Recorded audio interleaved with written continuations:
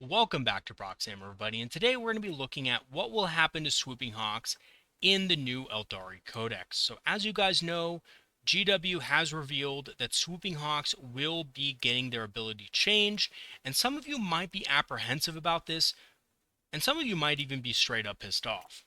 Honestly, when I first heard it, I was a little worried that we weren't going to have as good of a secondary game when this little bit of information was dropped. However, learning that they're going to be getting a Swooping Hawk grenade pack ability, I was a little bit relieved. And the reason why is because this is how the unit used to work. Now, not many players liked the ability, but I actually found that it was a very good ability for allowing the Swooping Hawks to trade significantly up into stronger units, and I will kind of explain why later in this video. But I don't think them losing the Skyleap ability is the end-all be-all of them in competitive play. I actually think they might show up more often than you think in competitive games when the Codex comes out. Points, points willing. Of course, the points have to be in a good spot as well, right?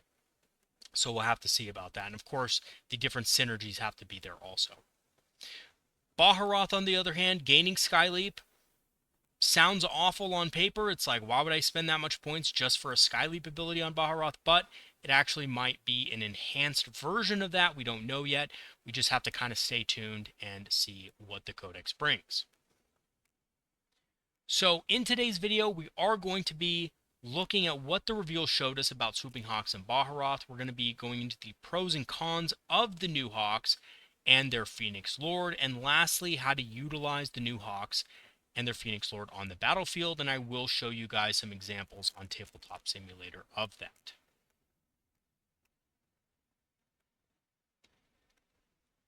So, what did the reveal show us about the Swooping Hawks and their Phoenix Lord? Well, first of all, Hawks are going to be confirmed to be losing Skyleap, and they will gain a Swooping Hawk grenade pack. Now, in the past, this is how the ability worked. Basically, it dealt mortal wounds to the enemy units. They moved over. You got to choose one unit, and Baharoth is going to be inheriting the Skyleap ability.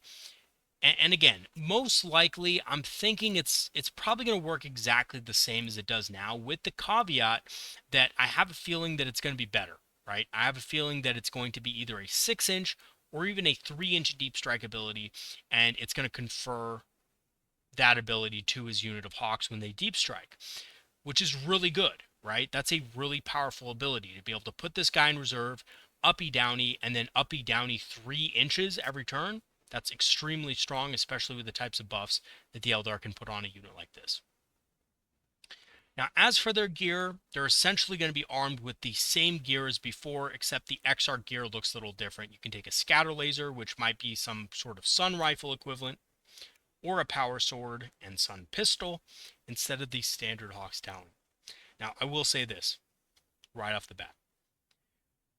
There is going to be a good chance that if the scatter laser doesn't have some sort of special ability associated with it, if it's just a scatter laser, it's going to be just objectively worse, in my opinion, than the Hawk's Talon. Because the Hawk's Talon is going to have lethal hits, right? So I would rather take lethal hits than take 1+ strength and +2 shots every day of the week. The reason being is it allows you to trade into harder targets when you need to. When you need to deal a few wounds left to, a Catan shard, a Hawk's Talon is going to be the better bet. So, yeah, I'm definitely going to be still sticking with the Hawk's Talon. The Sun Pistol and the Power Sword really just depends how good the Sun Pistol is.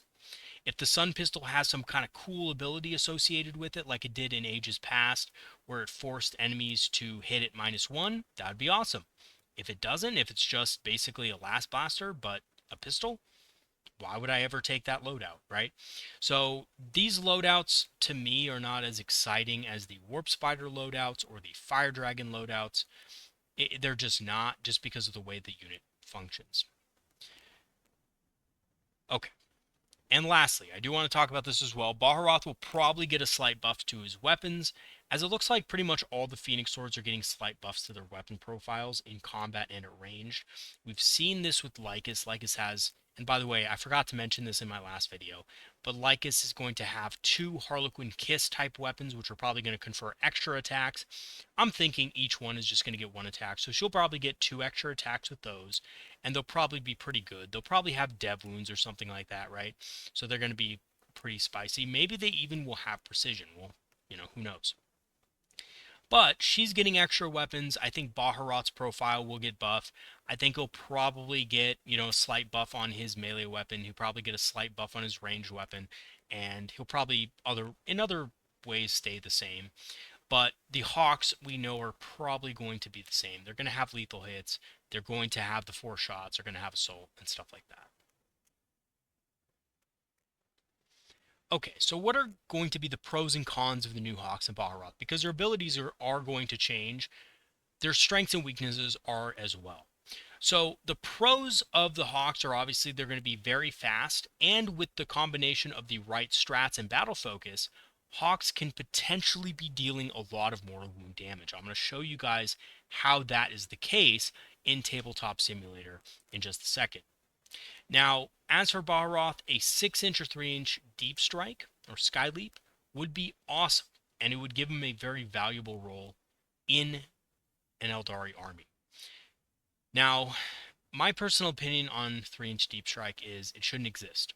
And the reason being is I don't think there should be any units in the game who can get around good screening. Good screening is the tenet of good tactical play. And I think when you turn that on its head and you say, actually, I can ignore your tactical play, I'm just going to dump this unit here and deal a bunch of mortal wounds, like Grey Knights, right? I'm going to deal a bunch of mortal wounds to your army, or I'm going to drop some, I'm going to drop a Satan shard in your backfield and wreck you. It kind of defeats the purpose of having a tactical war game with counterplay.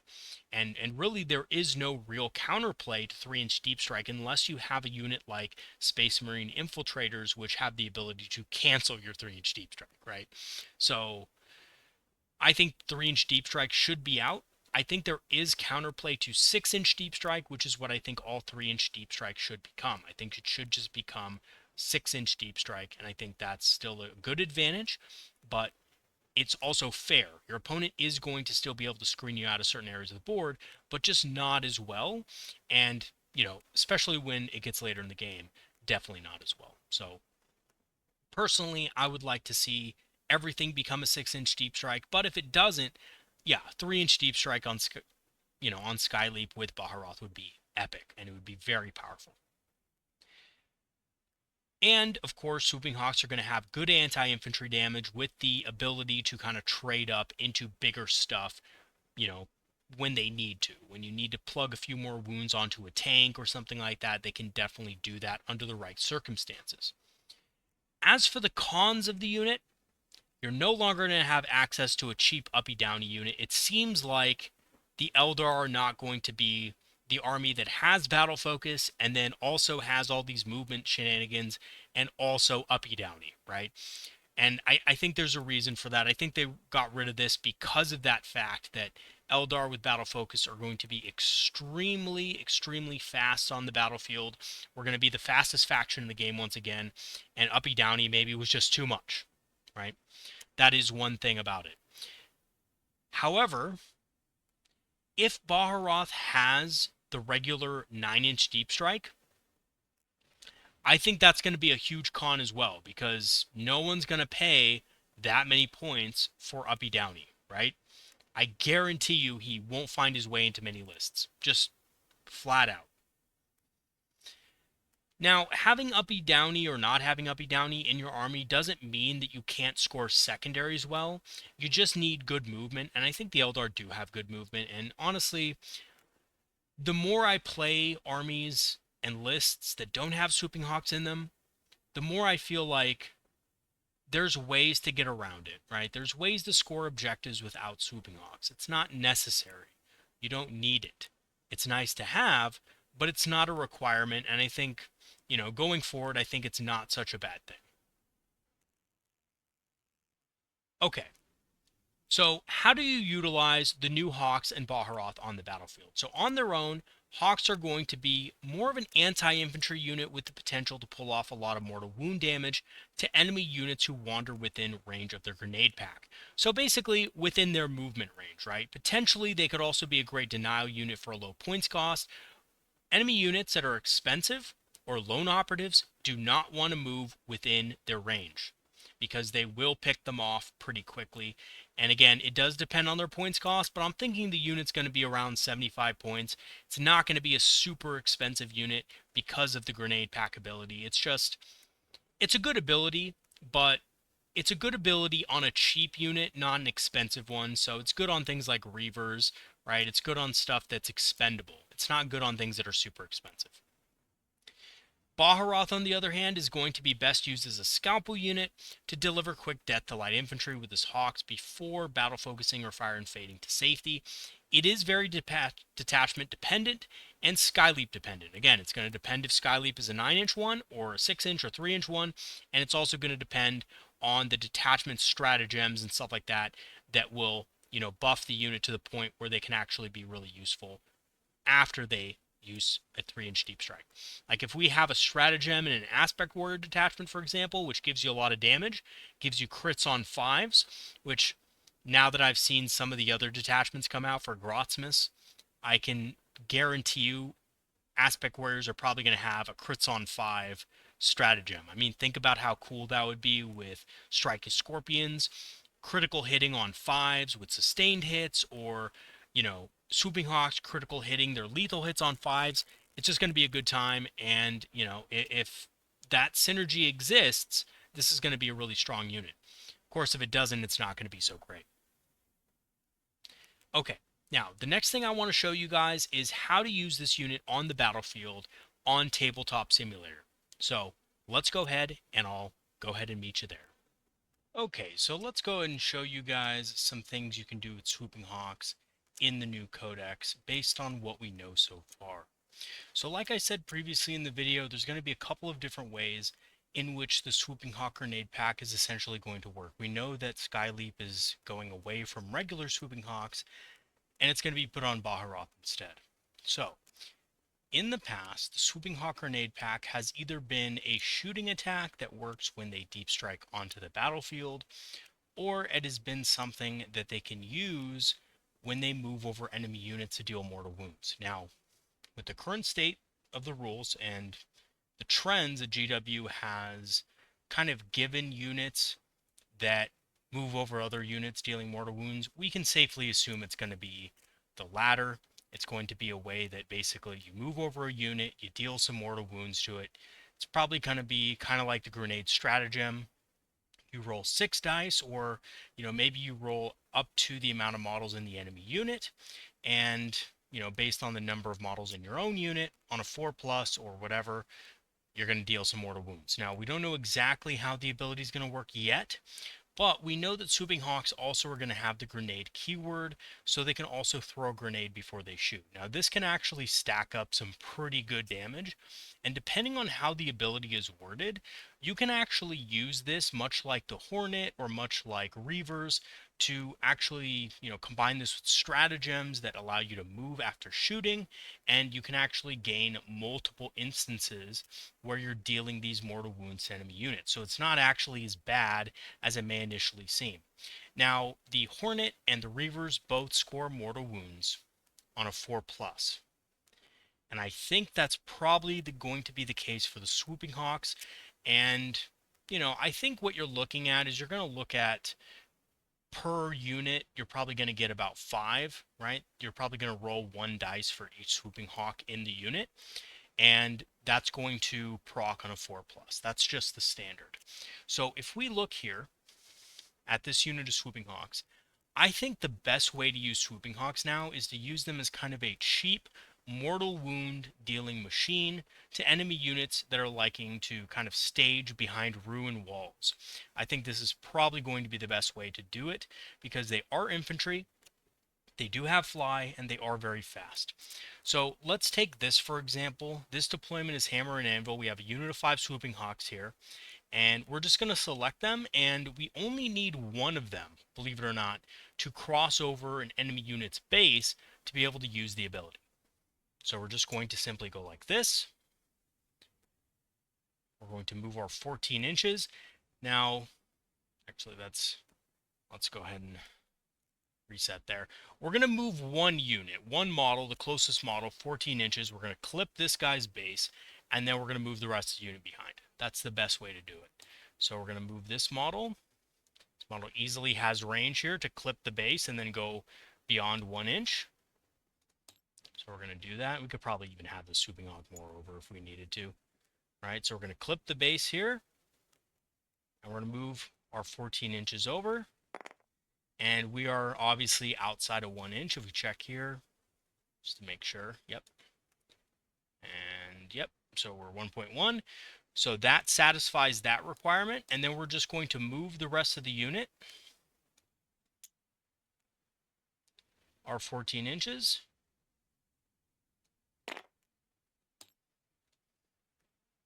Just make sure that we're in coherency here. Boom, there we go.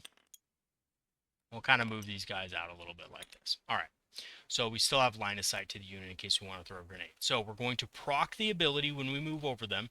It's going to be 5d6, and we're going to go ahead and just roll it just for, you know, posterity's sake, 4+. So this sucks. Obviously, this is a horrible roll. Typical when I'm, you know, kind of recording these TT, you know, S simulator kind of stuff, but just let's just roll it again. See, okay, so that's more average.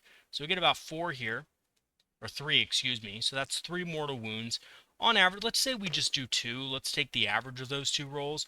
We're killing off a Space Marine, right? We're killing off a Warp Talon. So we can go ahead and take out that model.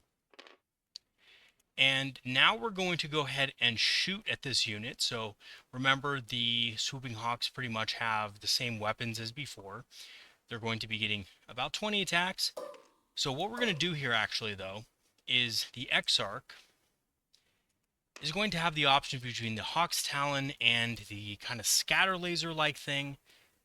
To be honest, I don't know how I feel about the scatter laser. I don't know what its stats are and stuff like that. It might even be called something slightly different when the Codex actually comes out. I know they said scatter laser on the preview, but I don't think the scatter laser is going to be that good. I'm going to be honest, guys. It seems like lethal hits is generally just going to be a better ability than having strength 5 and more attacks. So we're just going to keep the the Hawk's Talon on this for this example. Now, against Space Marines, we are going to actually wound better with the Hawk's Talon, so we'll use different dice for that. Wrong game system. Where is my... Here we go. Not quite sure how to get different dice colored for this. I guess we would select one of these. That would make sense, but whatever. Let's just go ahead and roll our dice. So remember, 6s are going to be lethal hits, and we'll see what happens. Okay, we get no lethals, and we get over half are gonna miss. All right, I'm just gonna roll this again. Again, I'm trying to provide you guys with an average example here, not an example where fate wants to just dick me over for the for the pure simple reason that I'm doing this on a video. So let's just see. Okay, so that's more of an average roll there. We're going to go ahead and get rid of these. We got 4 that are going to auto wound. We're going to take those off, and we're just going to roll these again. And, wow, that's actually a good roll. So, maybe we'll just take half of these just to provide an example, right? So, we're going to get... Again, sometimes I'm not the best at this. We have this many armor saves against the unit. They're going to take that many 2+. They're going to fail 2, which, is that average? 1, 2, 3, 4, 5, 6. Yep, kind of. They should have failed 3 armor saves there, but that's fine. We go ahead and take out another Warp Talon. That makes sense. Okay, so now, I should have done this beforehand, but you have the option of throwing a grenade for a CP, right? So if you want to throw a grenade, you can. Personally, I was talking about this with one of my buddies on the Discord, and I think the grenade stratagem is actually probably a little bit too overtuned. I think they should probably change it to be a 5+. I think when 11th edition rolls around, or maybe even before that, we may even see that when the balanced data slate comes out this time around. But I think it's a little overtuned for 1 CP. I think it should be a 5+. So let's just see here. Okay, it wouldn't have mattered anyway. We get 3, so we kill another one. Now, as you guys noticed, and by the way, just for you guys watching, just for the record, in a regular game, you have to declare your grenade first. You can't shoot and then do it. But stupid me, I kind of forgot when I was doing the example. So, yeah, anyway, wanted to show you guys that. So, we've killed 3 of them. Now, that might not seem like that big of a deal to a lot of you. That may seem like, Proxy Hammer, that's not really that good. Yeah, you killed 3 models here, but, they're not sky leaping. They're not doing objectives and stuff like that. Well, here's where the cool part comes in, because now, after we shoot, we get to roll our battle focus, right? Now, you guys probably forgot about that, but a battle focus, I guarantee you, is probably going to count as a normal move, just because every other type of move like that counts as a normal move. And to satisfy the conditions of that ability, we only have to get 1 model over the base and back. So what that means is we probably do need to roll something a little higher than normal, but if we're outside of an inch here, right? Right, we're just outside of an inch. We can move 1.1, get over the base, and move a couple more inches over. So we need a 3 at least, right? On a 3+, we're going to be dealing 5 more mortal wounds. And again, watch me roll this dice and roll like a 1 or something. Okay, a 5, right? So we get 1 model over this guy. Boom, boom. That's at least 5 inches. And we're going to go ahead and use the ability again, right? We're going to get 5 more d6. Roll all of our dice. And again, you're probably going to get 2 more. That was a bad roll. I keep rolling bad. But you're probably going to kill another one, right? So, potentially, you're able to kill the whole unit with just mortal wounds and shooting. With a Swooping Hawk unit that probably most likely is going to be cheaper now because it doesn't have the Sky Leap ability anymore. And if you go back to the 8th edition Codex, or the 8th edition Index, I should say, you will find that the Eldar had the same exact ability, and it worked in pretty much the same exact way. With a few caveats, but it was a little more complicated, but, in 10th edition, they're probably going to simplify it to something that we are familiar with, kind of like a grenade strat or something like that. And Swooping Hawks were cheap. I think they were only 70 points, maybe less, maybe 75 points maybe a little more if I'm not mistaken. So they're pretty cheap. We've just killed 4 Warp Talons. Now, that's a pretty good return on investment for this unit. I think this unit's going to be more of a trading piece that also can eliminate heavy infantry. It's going to be a niche unit, don't get me wrong. You are going to probably lose your Swooping Hawks right now to something. They're pretty fragile, but you've killed 4 Warp Talons. We could even charge. If we don't choose to battle focus, we can instead charge in and tie them up in combat if we wanted to. Not that that's a great idea if there's more than 1 model left in the unit. And, your Exarch probably only has a power weapon at most.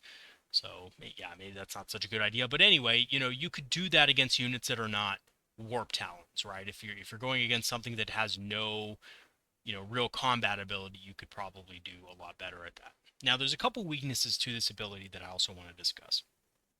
One, it makes you really vulnerable to torrent weapons. Like, extremely vulnerable. You have to move over enemy units. Chances are, unless you line it up perfectly so that you're behind a wall after, they're going to be able to overwatch you with flamers and other stuff. So you do have to look out for that. That is going to be the bane of this unit, is torrent weapons. The other thing you have to watch out for, of course, is any kind of countercharge mechanic.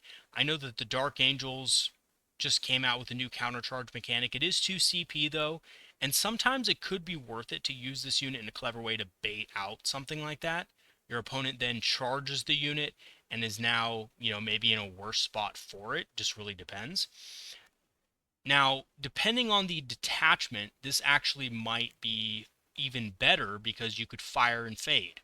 So maybe you battle focus the unit, and then perhaps you could use a reactive move or something like that to proc the ability again.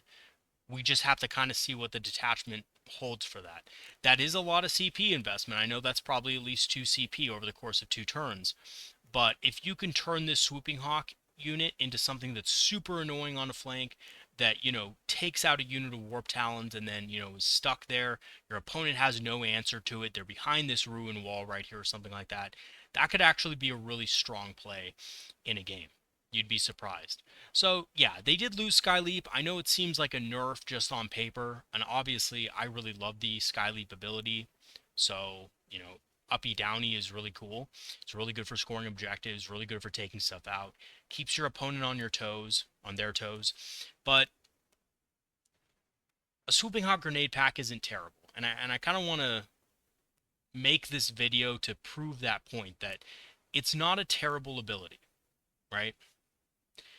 If used with other things like battle focus, other movements, a Swooping Hawk grenade pack could be very good. Now, there is a chance, and I do want to address that they don't go with the kind of traditional way of using these kind of abilities, these mortal wound abilities, these grenade type abilities, and they do something completely different, which is when the Swooping Hawks deep strike in, they can shoot the grenade pack before, their shooting phase. So kind of like how the sentry gun works for the Achillans, the grenade pack would work very similar to that.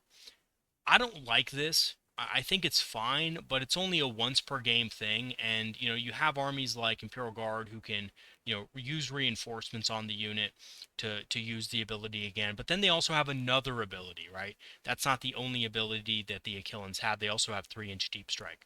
So if the Swooping Hawks just get that and that's it, I think that's going to be a shame. And I don't know if the unit's going to be that good for what you want it to do. So I'm hoping it's not that. I'm hoping that it's, the traditional kind of, they go the route of the Reavers and the Sky Reavers and the, units that move over enemy units and cause mortal wounds. I'm hoping that's what this is. And it would make sense if it was that, to be honest, right? So I'm hoping that's what it is, and it should be that. It's worked like that in past editions, and it works on normal moves, which would be great. And by the way, Reavers have the same thing where they can strike and fade over an enemy unit and deal mortal wounds again on the retreat. Most people don't use Reavers like that because there's only 3 models in the unit. You're not doing that many mortal wounds. It's a 2 CP stratagem and so forth.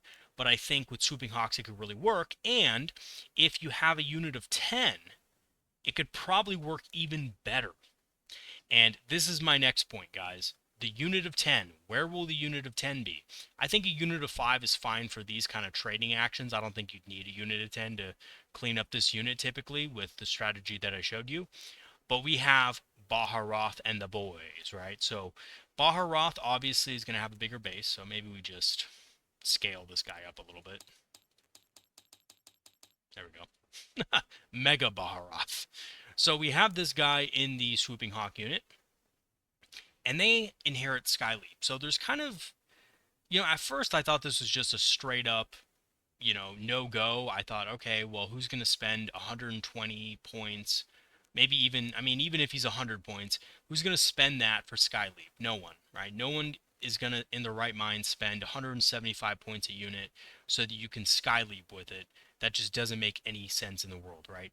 But then I was like, you know what? There has to be more to it than that because, Skyleap has been different in past editions, and, every army seems to have some sort of ability to 3-inch deep strike or deep strike closer, 6-inch deep strike. We just saw that with the, I think it's a Thousand Suns attachment, which, by the way, sucks.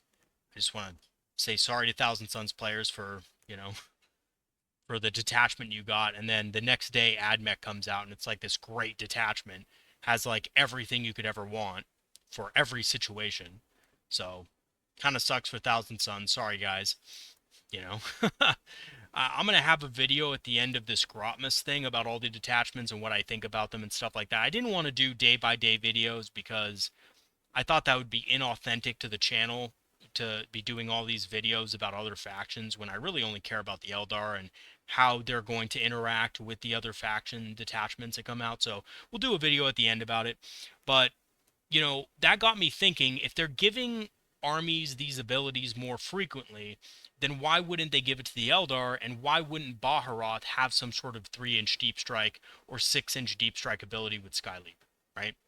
So, this is a big if. If it is a normal 9-inch Skyleap, I'm just letting you guys know, Baharoth will probably never be played. He'll be shelved, or he'll be used solo. I could see him being used as a solo character for some sort of uppy-downy objective kind of thing, and being sort of a tough character to deal with, but I can't see him in Swooping Hawk units. I can't really see him at all doing anything else. So, how will we use this unit of 10? Well, we know that we have the Swooping Hawk grenade pack on the Swooping Hawks, and let's assume we have a 3-inch deep strike. So basically what happens is we Skyleap up, right, at the end of the opponent's turn, and then we can come down within 3 inches. This is insane, because it allows us to come pretty much anywhere in their backfield. Swooping Hawks, they do have 28 mil bases, but, even if they screen like this, right, you're going to be able to fit these Hawks in here. So let me show you. So we could literally fit in the corner here, right, and be outside of 3 inches, just along the board edge. We're going to pull that old board edge strat where we just kind of go along the board edge here. And by the way, something I want to just mention, some people might say things like, oh, well, my cultist should be able to screen out a 3-inch deep strike against a unit like this. Unless they make themselves vulnerable down this firing lane right here, as you can see, there's a firing lane all the way across. Unless they make themselves vulnerable, there's actually no real way to screen it out with 10. You'd need like a full unit of 20 for it. So we're just going to go here. I know some people are going to argue in the comments, oh, you can do it. I guarantee you're not going to be able to do it. I've been hard-pressed with Guardians to screen out a 3-inch deep strike unit. I've had to use additional units. Actually, I've had to use Guardians, and I've had to use a Wayleaper and Death Jester to try to screen out 3-inch deep strike from this area. So it's extremely tough. Unless they have 2 other characters right here, they're not going to be able to do it. And also stay within coherency. Remember, they have to stay within coherency. Right? So we're outside of 3 inches. If it's a 6-inch deep strike, we're going to have trouble getting in this spot, but we can still get in other spots. So this means basically we can annihilate this cultist unit, no problem. And then we can use a stratagem or battle focus to kind of hide closer up here so that we don't get shot to death by these other units, right? Because that would be easy. That would be easy kills for the Chaos Space Marines, right? And then they have Warp Talons over here. That would be easy for them to just pick up that unit pretty simply. So we're not going to do that. We're just going to kind of battle focus back up here when we can, or we're going to, use Fire and Fade or something like that to get away. So that's a really cool thing. Now, with the Swooping Hawk Grenade Pack, remember, you can also use things like Fire and Fade after you shoot to proc that grenade pack. So after we shoot this cultist unit dead, if we had another unit or if we had a character, oh god, let's say we have a character in this unit, right? That's juicy right there. We could easily move this unit over that unit, place ourselves within 1 inch of this terrain wall here, become pretty immune to the Warp Talons unless they, of course, get a pretty good charge roll and Baharoth doesn't do anything and, doesn't do anything himself. But that's fine. I mean, again, Swooping Hawks are so cheap that that's fine. If we have a character here, we can move over it, do a ton of mortal wounds to it, and then kill that character. Now that's, obviously this is all conjecture. I don't know exactly how the ability is going to work, and I have to remind you guys again, I don't know. But traditionally, that's how it's worked. So this is actually a really powerful ability. We could also score secondary objectives like behind enemy lines with this. There's a bunch of things that we can possibly do. So it's a pretty good bet that something like this could be viable on the battlefield. Will it be viable in every single list? Do you want to, kind of run this in every list you have? Probably not. I think even with the 3-inch deep strike, it's a niche unit, but I think it can be really good in certain builds, especially aggressive builds that want to get into the enemy's deployment zone and just mess things up. So just keep that in mind, that this unit is going to be more of a niche pick, but it can be really strong in some matchups. Like, I can see this honestly being super good into the new guard. All right, the guard have all those new artillery Krieg units and stuff. You drop this back, they're going to have siege artillery up in here. They're going to have a bunch of, cannons and all that. Honestly, Swooping Hawks are going to look great into that. Now, there might be a problem that, maybe they bring the Flamer team, the Krieg Flamer team, and that's an issue. So you're going to have to plan around that accordingly.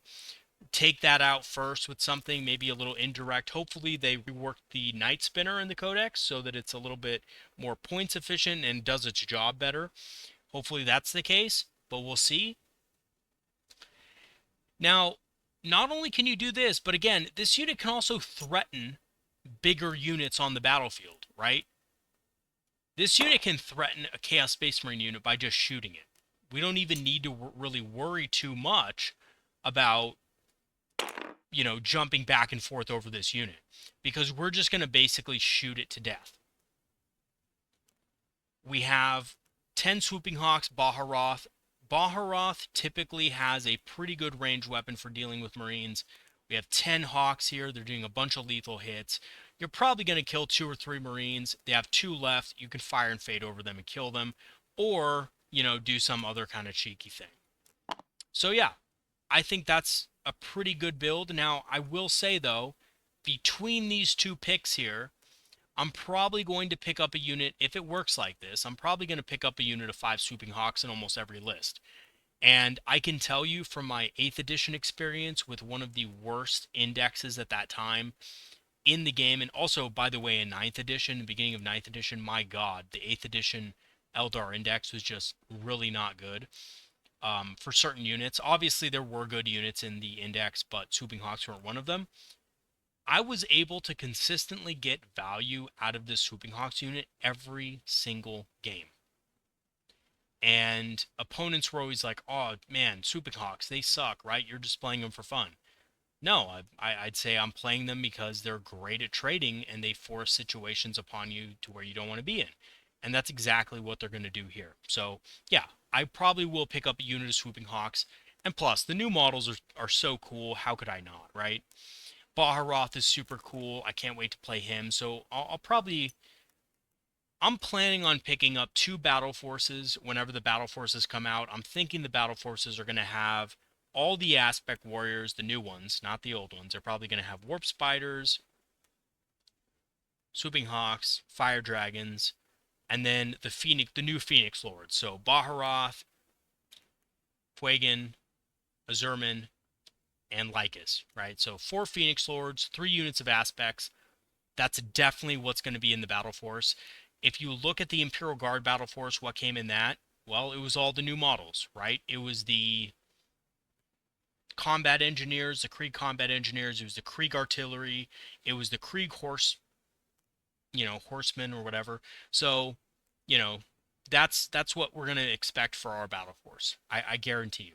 So with that in mind, yeah, it'll probably be around $200, $250 for that thing, but it's easily going to be worth it. You're going to get 4, and it's probably going to be at a slight discount through other means. So I'm going to pick up 2 of those things, and it's going to be a great time.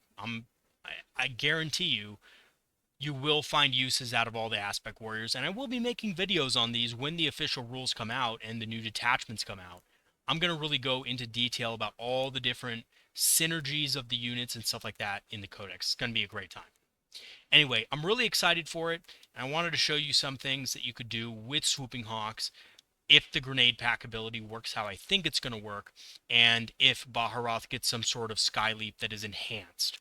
If it's a 3-inch deep strike, or even 6-inch deep strike would be okay, but I think a 3-inch is actually probably going to be the better call here. Now, there might be a chance that they nerf the 3-inch deep strike in the data slate. We'll see.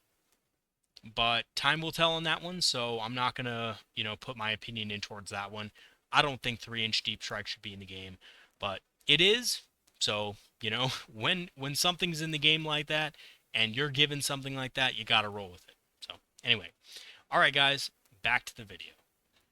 Okay, so in conclusion, Swooping Hawks in the new Codex are going to function more like they did in 8th edition and the beginning of 9th before they got their Codex. They're going to be able to deal damage to units they move over, most likely excluding vehicles and monsters, but pretty much all infantry, all bike mounted units, stuff like that. This makes them much more niche than before, so you're not going to see them in every list, but that's okay. There doesn't have to be every single unit in the Codex being an auto include. I think just putting one of these units in some lists might be enough to justify them if their points cost is good. Baharoth, on the other hand, will be interesting depending on what they do to Skyleap. If it's 3-inch or 6-inch Deep Strike, it will be very good. If it's still a 9-inch, then he probably will be rarely seen. And again, that's kind of a shame, but I'm a little bit okay with that as well, just because of the fact that, it's okay for a unit to be more niche. I hope it's a 3-inch Deep Strike or a 6-inch Deep Strike. I hope Skyleap's better, but I could also see this unit being very good in combination with some of the stratagems, right? So if you want to use this as a damage dealer for a crits on 5 stratagem that we might see in an aspect warrior detachment, that would be awesome, right? Critical hits on 5 is really good. So, it depends on the stratagems that we get and stuff like that. It'll be very niche, probably won't be seen in a ton of competitive lists, but it's still worth looking up, and it's still worth kind of seeing what's available. And as far as Baharoth, he's probably going to always want to be attached to a 10-man Hawk unit.